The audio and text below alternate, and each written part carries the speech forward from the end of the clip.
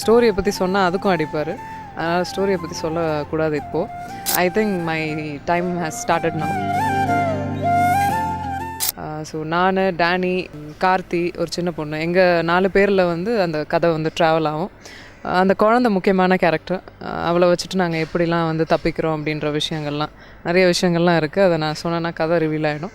Heroine வந்து proper commercial centric ரோல்ஸும் இருக்குது, பெர்ஃபார்மன்ஸும் இருக்குது. அதை நீங்கள் ப்ராப்பராக ஜகிள் பண்ணிகிட்டே இருக்கீங்க. ஸோ இப்போ ஃப்யூச்சர் வரக்கூடிய ப்ராஜெக்ட்ஸ் எப்படி இருக்க போது? காத்தாடி இன் டர்ம்ஸ் ஆஃப் பெர்ஃபார்மன்ஸ் எப்படி தீனி கொடுத்துருக்கு உங்களுக்கு?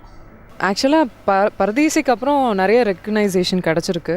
எல்லாருக்கும் தெரியுது, ஓகே இவங்க வந்து பெர்ஃபார்ம் பண்ணுவாங்க அப்படின்றது தெரிஞ்சிருக்கு. பட் இன்னும் சாட்டிஸ்ஃபையிங்காக சில ரோல்ஸ் பண்ணணுன்னு ஆசையாக இருக்குது. த்ரூ அவுட்டாக நான் பண்ணுற மாதிரியான சேலஞ்சிங் ரோல்ஸ் பண்ணணுன்னு ஆசையாக இருக்குது.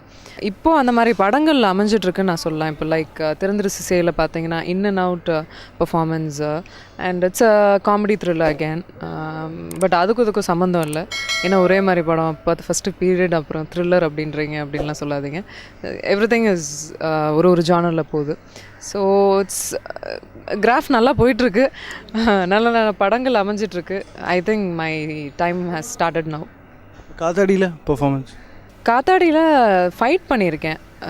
ஸ்பெஷலாக சொல்லணுன்னா இந்த படத்தில் பேராண்மையிலையும் ஏற்கனவே பண்ணியிருக்கேன். பட் இதில் கொஞ்சம் இன்டென்ஸாக அதிகமாக பண்ணியிருக்கேன். நான் வந்து அடிக்கிறேன்னா நம்பணும் இல்லையா, அதனால் அதுக்காக கொஞ்சம் ட்ரைனிங்லாம் கற்றுக்கிட்டோம், கொஞ்சம் டெக்னிக்ஸ்லாம் கற்றுக்கிட்டேன். ஸோ நான் அடிக்கிறேன் அப்படின்னு நம்பிடுவாங்க, அந்தளவுக்கு பண்ணியிருக்கேன். ஜென்ரலாக வந்து ஹீரோயின்ஸ்க்கு மத்தியில் ஒரு பயங்கரமான காம்படிஷன் இருக்குது, ஆரோக்கியமான காம்படிஷன். நிறைய படங்கள் பண்ணுறாங்க, box office collections, roles, awards, stage, இந்த மாதிரி. ஸோ உங்களை எப்படி இந்த பர்டிகுலர் சினாரியோக்கு வந்து நீங்கள் தயார் பண்ணிக்கிட்டே இருக்கீங்க? ஃப்யூச்சர் ப்ராஜெக்ட்ஸ், சைன் பண்ணுற ப்ராஜெக்ட்ஸாக இருக்கட்டும், எனிதிங் பி இட்.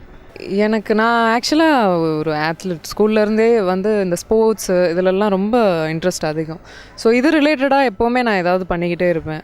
லைக் இப்போ வந்து பார்த்திங்கன்னா சும்மா இருக்கிற இதில் ஜிம்னாஸ்டிக்ஸ் போய் கற்றுக்கிறது அண்டு சிலம்பம் நம்ம முன்னாடியே கற்றுக்கிட்டது பேராண்மைக்கு. அதுக்கப்புறம் திருப்பி டச் விட்டுட்டு திருப்பி போகும்போது தான் எனக்கு இப்போது ஸ்டண்ட் ஓரியன்டாக சில ஃபிலிம்ஸ் வந்தது. ஸோ அந்த மாதிரி ரிலேட்டடான ஃபிலிம்ஸ் வருது.